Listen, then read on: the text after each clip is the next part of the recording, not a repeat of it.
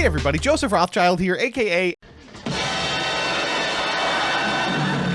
Nobody expects the Spanish MBT, and we are back with another Twitter thread. Today I'm asking you about complex Yu-Gi-Oh decks. Every deck in Yu-Gi-Oh is complex, it's a game for lawyers, but frequently the very decision to play a deck at all, which usually is comprised of a combination of the metagame, the cost, personal preference, includes a decision made about the deck's complexity. Simply put, sometimes decks are just too hard to be expected to play well. So I'm asking you to name some of Yu-Gi-Oh's most complicated decks of all time, and I'm beginning with this one, Yugioh'S. This was a really powerful deck that culminated in an FTK that, if performed properly and at speed, could take 40 entire minutes, winning the entire match in the first game if an opponent was unwilling to scoop. This deck did not see a lot of play because there were really only 4 or 5 people who even understood the steps necessary in order to perform it. But once it topped once, it was not allowed to remain legal for much longer. Let's see what you all came up with. Me-Ga-LITH had a brief period in the limelight and seemed impossible to play optimally without a vast understanding of its lines and relevant interactions in the format.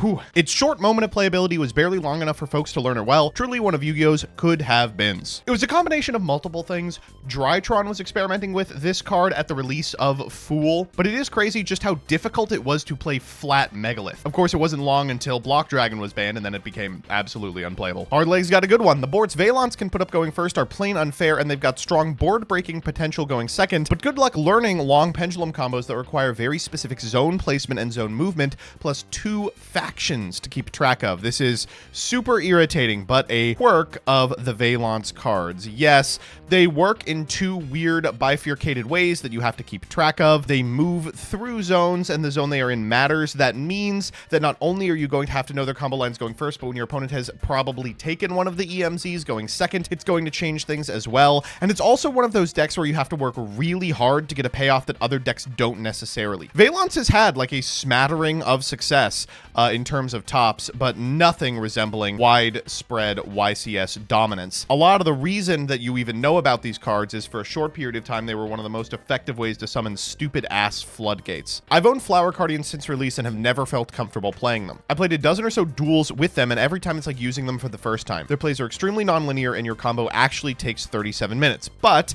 they have in-archetype Shooting Quasar and Necro Valley. I truly believe that on release they were highly playable and no one bothered to put in the effort to master them, except maybe the one local legend who constantly went 8-1 with them against the top meta decks. This is correct.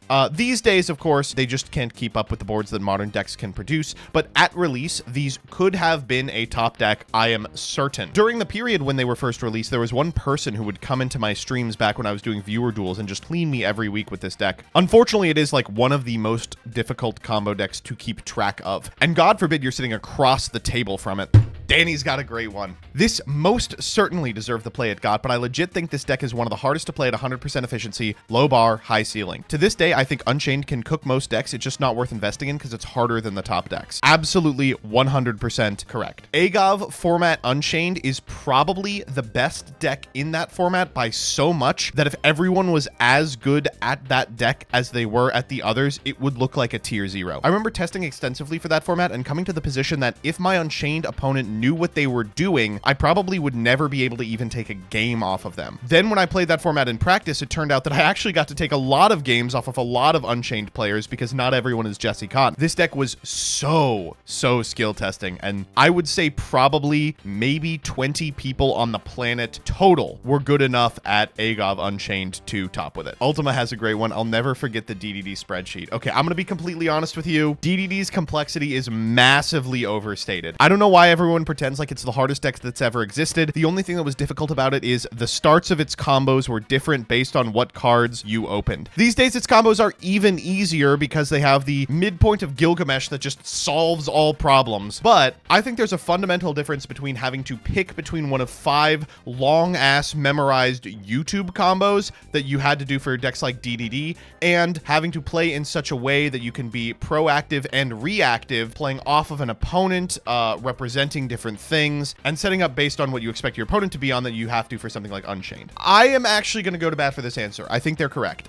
Now, I want to make clear Junk's Speeder and its associated Synchron deck is not difficult to execute. You know, it is functionally just a YouTube combo you memorize, but it is probably the most build-dependent strategy of all time. It's crazy that, like, whether you win or lose games is going to be determined by what you elect to do with the pieces that you know that you are going to include in your list. Two different Synchron duelists could come to two different conclusions and play probably 10 different cards in the extra deck than each other. In my opinion, this is one of the best decks in the AGOV format, a combo deck of the format that saw very little representation due to how difficult it was to pilot. Only players like Pack put in the time to get results with it. Absolutely agreed. In the post-Diabellstar release AGOV environment, I think there is an argument that this is the best deck in the room, but it was an argument that was being professed exclusively by one of Yu-Gi-Oh's best players, and everyone else kind of thought to themselves, why would I invest the time necessary to get good with this deck that functionally just ends up being a worse rescue ace occasionally? I mean, you had Pack, a guy who had almost mastered this strategy, misplaying in like semis of the YCS just because all of these cards have different locks and restrictions that do not play well with each other. Giant Skyhawk, of course, has one of the best answers in the thread. Fluffle is a top 3 complicated deck to play ever. Your lines change so frequently depending on toy vendor hits, wings draws, and penguins draws. I can probably count on one hand the number of players who are able to play this at a high level of execution consistently. I mean, one of them is literally posting this answer right now. It's so funny to think that this deck was probably like top 3, top 4 for like years of Yu-Gi-Oh's history and just wasn't being played because it is probably the most difficult combo deck that anyone has ever engaged with. There is an argument that at release, the new Raid Raptor stuff was a top 2 deck, and it is just too complex to play. We had people like Jesse Cotton, like calling it tier 1, just for people to show up to the first tournament it was legal, and there were 2 people in the room repping the strategy. And unfortunately, its time has come and gone because Yubel is being played so consistently that I can't imagine trying to end on a 4K guy this format. Two Tone says, I know this is coming from me, but Spiral has been one of the best decks, sometimes maybe even the best deck in Master Duel across several formats, but never gets thought of as more than Rogue because it's an absurdly hard deck to pilot. It's always really strange thinking about Spiral in these terms. It was a hard deck to play, but people played it and saw success with it while it was tier 0. It's got pretty much everything legal now in Master Duel, and it's not like 7s have gotten worse. There's a ton of stuff this can accomplish, and it does it with frightening consistency while being able to play into boards better than almost any deck ever. It just is really, really hard. Goes without saying that this deck is so hard, and keeping track of who's been summoned and who's used their effects this turn while going through your lines is sometimes impossible. I don't believe that second half, but this is probably the hardest deck in the metagame right now, in my opinion. It's one of those decks that's deceptively simple as well. You can execute a YouTube combo and be fine, but you really do need to be able to tailor your play to exactly what your opponent's up to, and you can only do that by pivoting as you see stuff that they're doing. I think that old Ritual Beast from like 2015 kind of gets an unfair reputation as a difficult deck. I don't think that deck is actually really too complex. There's like a clear point you are trying to get to, and it's just a matter of getting to that point. But Ritual Beasts now is just so infinitely more malleable and has infinitely more options. It's so hard to play. As a conclusion to today's video, I'd like to make an impassioned plea.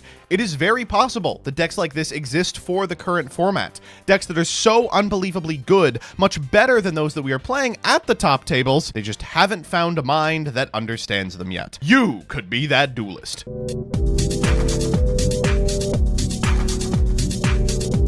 When we were doing this in History of Yu-Gi-Oh, almost all the information we have for Gishki FTK comes from this channel, Trinet, who put together a playlist of like loops that you would have to refer to when you were shortcutting the actual winning the game portion of the deck. It's something like 2 hours total of like just going through the motions as slowly as possible. Anyway, this guy still streams. They uploaded a video 11 hours ago. They're like not small. They get like 100 to 200 viewers every night on twitch.tv. It's crazy, right?